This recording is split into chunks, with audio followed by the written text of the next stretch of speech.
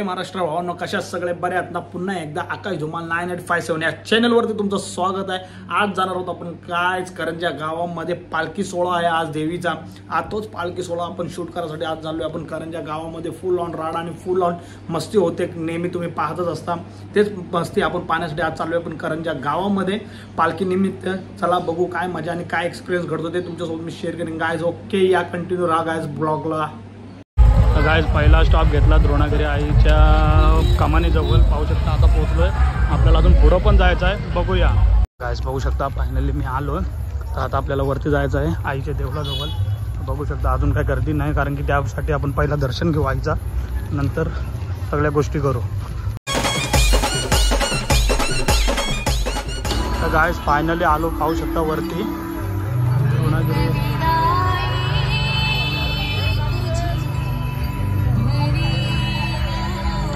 खाली ऑर्केस्ट्रा आहे गाइस, आणि खाली फुल धमाल असा ऑर्केस्ट्रा आहे।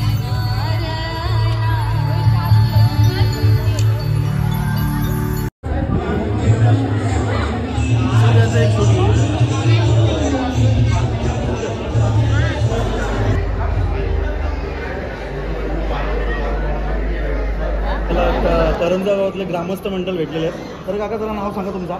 मोहन खळी। मोहन खळी। आज आपल्या 2 दिवस द्रोणागिरी आईचा पालखी सोहळा असतो। काल यात्रा होती आणि आज पालखी सोहळा आहे, तर त्याबद्दल थोडीशी आपले जे कार्यक्रम झाले आपले देवळामध्ये कालपासून ते आजपर्यंत, आणि आज पालखी किती वाजता निघणार आहे तर थोडक्यात एक माहिती द्या। तर आम्हाला असं सांगायचं आहे, द्रोणागिरी मातेचं मंदिर या द्रोणागिरी पर्वताच्या कुशीत वसलेलं आहे, आणि हे दरवर्षी चैत्र महिन्याच्या कालाष्टमीला इथे 2 दिवस कालाष्टमी 2 दिवस यात्रा भरते। पहिल्या दिवशी देवीचा अभिषेक आणि यात्रेचा उत्सव असतो, दुसऱ्या दिवशी आमच्या मोठा पालखीचा सोहळा असतो येणार। या पालखीमध्ये सर्व ग्रामस्थ, सातपाड्याचे लोक आणि इतर रायगड जिल्ह्यातले भाविक पालखी सोहळ्याच्या उत्सवाला मोठ्या संख्येने हजर असतात। पालखीच्या सोहळ्याच्या रात्री 11-12 वाजता आमचे गावातून चित्ररथ गाड्या निघतात। ते पाहण्यासाठी आणखी रायगड जिल्ह्यातले बहुतेक लोक, उरण तालुक्यातले लोक इथे येतात आणि ते ओसडून जातो। ही आमच्या गावाची अशी पूर्वीपासून आलेली परंपरा, ही अशी पुढे चालू राहणार, याच्या पुढे चालू राहणार। हे आमचं द्रोणागिरी मातेचं हे एक वैशिष्ट्य आहे, आणि हे आमच्या हाकेला, भक्तांच्या हाकेला वेलप्रसंगात धावून येते। हे आमच्या घटना कुठली नाही, सगळं आनंदी वातावरणात यात्रा निघून जाते उत्सव। धन्यवाद काका, माहिती दिल्याबद्दल। तर बोला द्रोणागिरी माते की जय।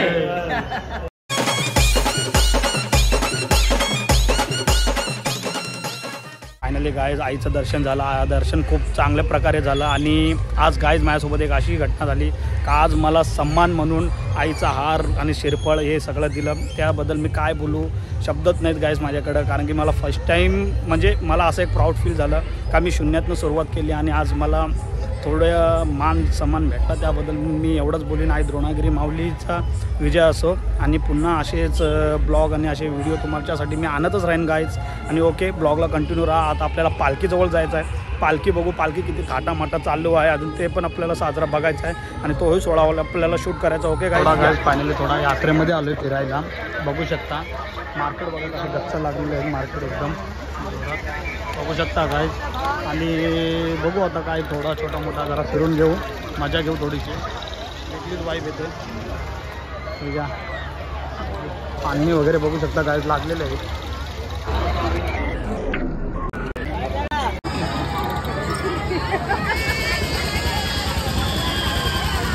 लहान पोरं किती हौशीने खेळतात बघा, खूप अशा हौशीने खेळत आहेत।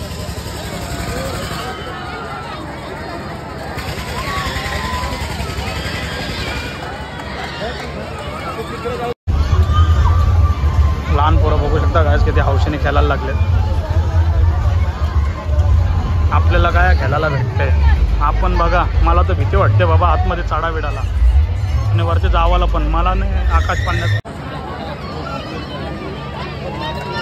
वेण्या आहेत गाइस, या वेण्या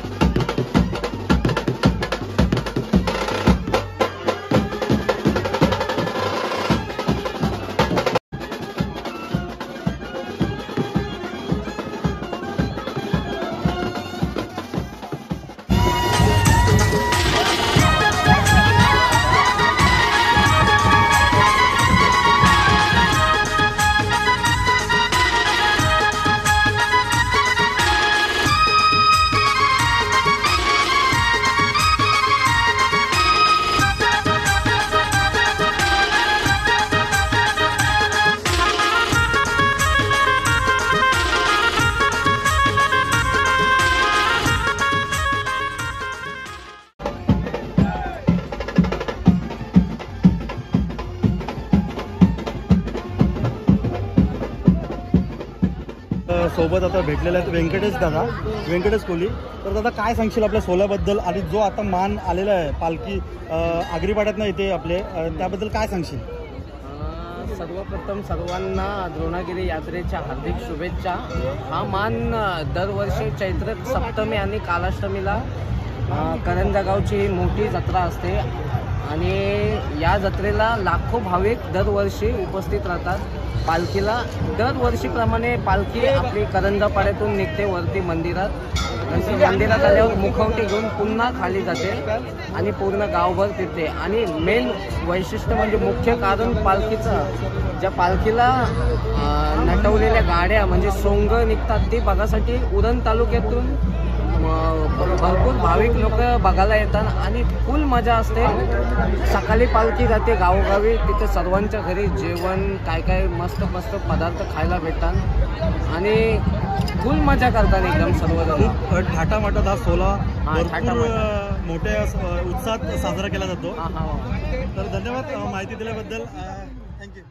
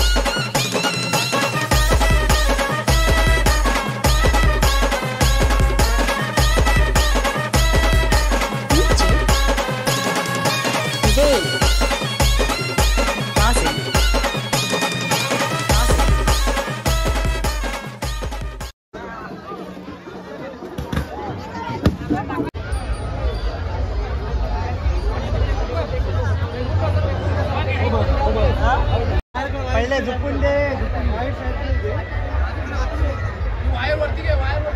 गाईस पाहू शकताय अतिशय भारी अशी एकदम वेशभूषा केलेली आहे शिवछत्रपती संभाजी महाराज यांची आणि कवी कलश यांची. बघू शकता गाईड एकदम मस्त अशी एकदम मस्त वेशभूषा केली. इथं बाबा चमत्कार यांची वेशभूषा केलेली आहे गाईस बघू शकता एकदम सुंदर अशी.